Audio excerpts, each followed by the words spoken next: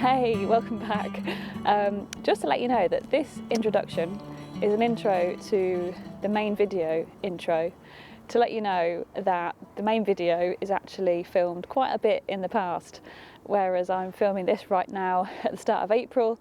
The video you're about to watch was filmed in the middle of January, and for a few different reasons, some technical, some just personal, I hadn't been able to edit and upload the video until now, including this little one who's keeping my hands very busy.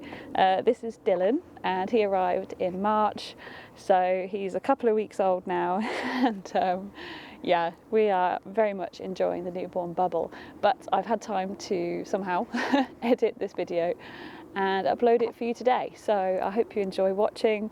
But as I said, please bear in mind it was January, so I hope that doesn't put you off. Take care and enjoy the video. Hey, so it's a pretty bleak January day, but I think it's time we had a little catch up and had a little tour around my tiny new back garden at the house, so you can see what it's all about and my new little patch. Let's go. It is nice to get a bit of fresh air. But yes, welcome back to the channel. I know it's been a while, and yes, as you may have seen from my last two videos, we bought a house.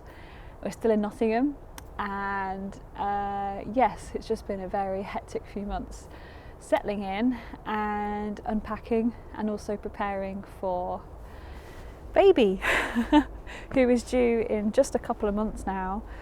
So yes, I'm getting quite the bump, although you can't quite easily tell in all the many layers that I need today. But yeah, just thought we'd have a little catch up. So I'm on the little patio that we have as part of our tiny back garden.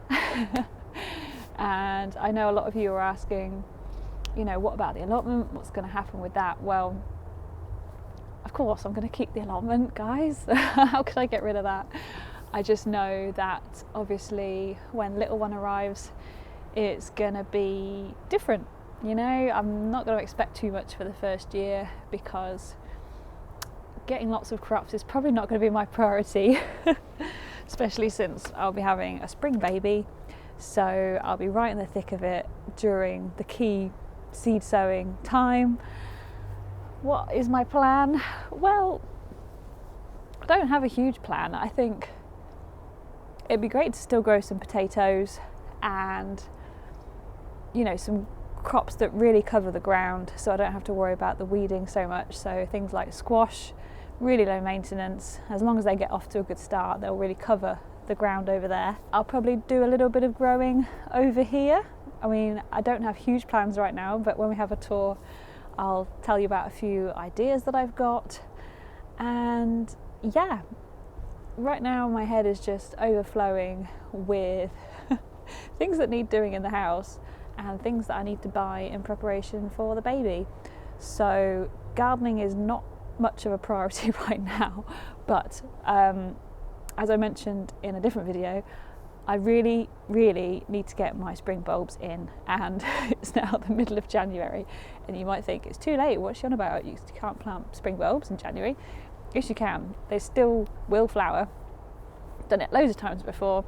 They might just come up a little bit later, they might be a little bit shorter, they might be a little bit smaller on the flower, but they will still grow. So if you too have some, get them in. So yeah, I've got loads of empty pots all around me in preparation. Once we've finished this video right here today, I will be shooting my bulb planting video, because I just need to get them in. And it's probably going to be a chaotic one of just throwing them in anywhere and everywhere. But yes, the tour will not be very long. As I said, it's a very small back garden. I'm very happy just to have this little space where I can potter about, I can have a few plants, and for me, the luxury of just being able to open the back door and walk into a garden is something that I've not had for a very long time. Living in the flat that we were in, it was beautiful, but don't get me wrong, it was on a very busy main road and we didn't have our own back garden. So just to be here right now, even though it's freezing cold, I can hear the sparrows, and there's a pigeon over there. So I've got some bird feeders on order and lots of bird feed coming, because we get loads of birds here and it's been amazing to see them. Like a bit far away, probably should have brought you a bit closer. Yeah, and I've been seeing so many birds, it's been amazing.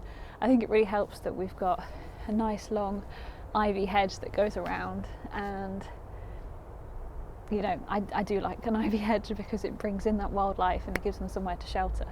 So yeah, I think it's probably enough talking. And we should probably have a little wander around. Yeah, let's go. So starting at the back door, we've got a little patio where I currently have some rosemary in a pot, still in its nursery pot that I need to plant up, and a rather sad looking Mahonia soft caress. This is the one that doesn't have prickly leaves, but it's getting rather yellow because it needs potting up, some fresh compost and a good feed in the springtime. But I'm thinking that this area could be a good area for containers running sort of along this stretch down here, so that as I walk out we can have a jungle of leafy plants and some planted bulbs. And as you can tell, we've got our cars on the left hand side, where we've got a nice long driveway where we can both park off the road and out of the busy streets. And as we go further down, oh yeah, I've got here something that the previous owner actually left behind. It looks to me like a clematis. I've got no idea what the variety is. Judging by the lack of buds, it's not going to be one of the winter flowering ones. Clematis always look really dead at this time of the year, don't they? They just look so twiggy, and you might think, oh, just chuck that out, it's dead. It's not. It will bounce into life, and it's probably about a good 1.2 meters in height already. So yeah, she's left that there for me, which is lovely. So we'll see what sort of flowers we get from there. At the end here I've got a few pots. This is one that I've brought from the allotment that has some crocus, I think, and maybe some grape hyacinth, and a few little self-seeded things here and there, but I might give that a refresh with my new bulbs that I've got yet to plant. Previous owner also left a few of their pots. I think there were some daffodils in one of them. And I've brought over my aces that are, this one is a variety called Sangu Kaku. I love it because you get that bright red stem in the wintertime, so even though it's not got leaves on, it's still got some interest. I've also got here a camellia that I bought from work, because this variety flowers late autumn going into winter. And when we got married last year, our ceremony was in the camellia house at Woollerton Hall, so we're surrounded by camellias, and I just thought I had to buy this white one. And although it's not flowering now, it did flower beautifully and it smelled so good. So I need to get this one potted up. It's looking really healthy, and I think it's going to be quite happy here. Which brings us down to the main part of the garden. Now we've got a bit of a gravel patio bit at the front here. It's all rather random sections, as you'll see, but I've got also what used to be the log storage. Not sure what we're going to do with that. We're not going to have a log burner in action for a while, because obviously newborn baby and smoke, young children, I'm not sure we want to go there just yet. But it could make great storage. Or, I mean, what do you think? What can we do here? We've got, it looks like it's paved all the way maybe, so we could put pots, we could lift them up. You don't really want to be planting too close to the wall of your house because of the potential damp issues, but I could put a compost bin there. I could use it as storage for things that I want to keep dry. Like, I should really put my compost in here so it doesn't get wet over the winter. Lots of potential. but at the moment it's got in here a few bedding plants that I've bought to finish off my planted bulb arrangements. Got some lovely little primulas, look at that colour, beautiful. And also some wallflowers, because these flower twice, in the autumn and in the early spring, and they look great with tulips and they smell amazing. So we've got some of those to plant out. I've got a random Buddha that I think the previous owner accidentally left behind, so that one's not mine. Not quite my taste, but you know what? I do feel like this garden, could have a nice sort of Japanese theme. Now I'm just thinking out loud right now, but a lot of the plants that I love, things like acers, hostas, ferns, hellebores, Fatsia japonica, you know, a lot of them originate from Japan, or they have that very Japanese vibe, and they all do well in part shade or shady conditions. And this garden actually faces northeast, so it'll get the morning sun and actually it's very open on the west side, so we will get afternoon sun as well, but probably more in like the summertime. But I'm just thinking, you know, if it is a fairly shady garden, then all those plants would absolutely love it here. And if I was to choose a theme for a garden and, you know, be really specific in what plants I chose, then it would be like a Japanese style theme, I think. Yeah. So yeah, I guess this little Buddha might be quite on theme if I stick with a Japanese theme. And next to it there you can see the remnants of an old fern. I imagine that is like the shuttlecock fern. Excuse me.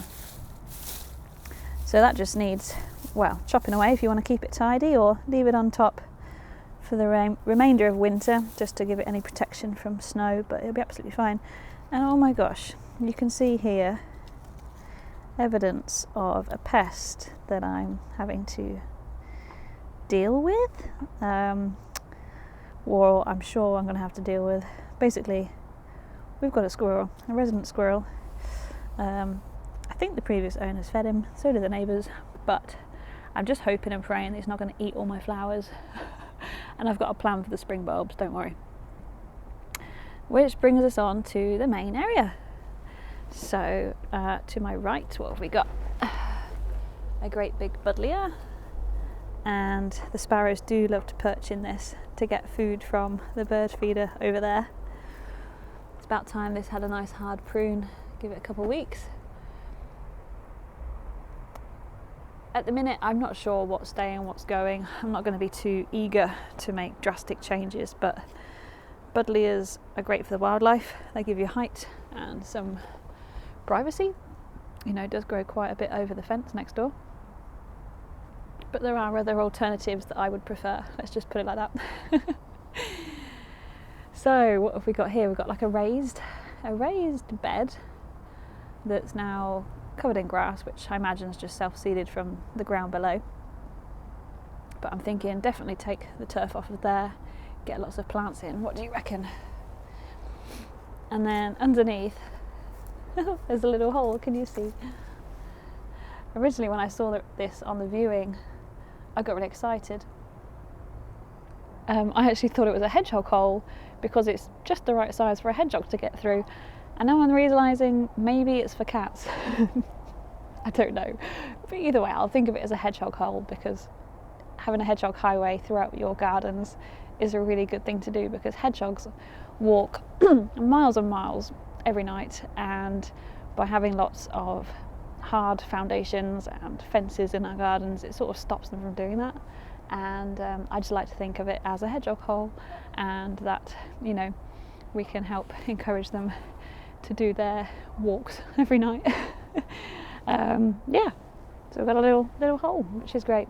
Hopefully we don't get too much trouble with cats. I have to keep an eye on that. That's my main worry, that if I dig all the turf off of this, are they just going to use this as their litter tray? all these things I've never had to deal with before. And then carrying around, there is actually a border down here with open soil. I've not really dug the soil yet, but it does look fairly sandy. I'm not sure, I'm going to have to dig it and see one day. We've also got a great big choicea. Is that Bricker or Choicea Sundance? It's good as an evergreen, and it flowers and it gives a bit of brightness to this shady corner against all the ivy. But you know what I really don't like is that sickly putrid yellow.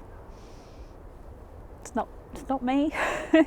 If it was my choice, I'd put something in like a Pittosporum Elizabeth maybe, so that it's nice and bright and not yellow. But you know what, as I said, I'm not in a massive rush to get rid of it. We'll just see. We will see. And in front we've got another Acer that I brought from the allotment. Lots of pots that I've brought from the allotment ready to plant all my bulbs in. Gonna have a right bulb session, and yet another Acer. So I'm hoping they're gonna really love it here.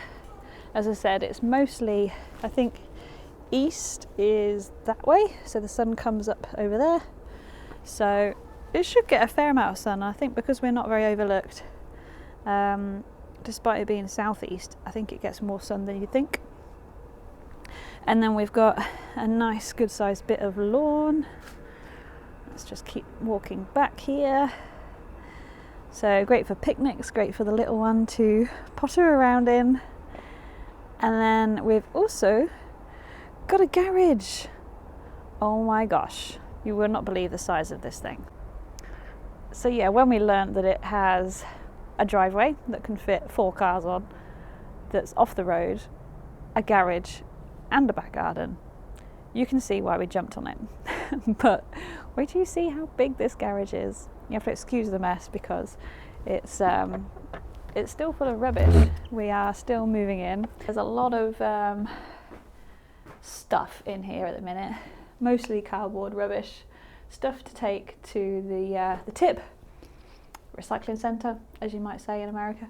But it's absolutely massive.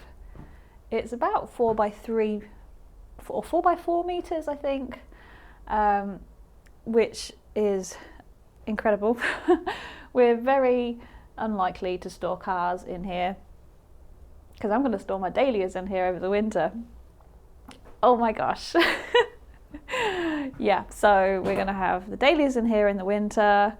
It means I've got a place to store all of my compost and bits and bobs, and I mean, who knows, there's so much potential here. It's going to be also a place for storing things because although we do have a loft space, I'm not sure yet how much stuff we're going to put up there. So things like Christmas decks and all that.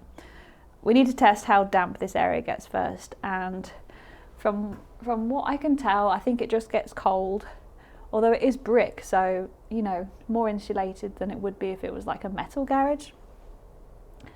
But we can't really see any signs of damp. I can't smell any dampness, so all being well, this should be a really good space for pottering about in.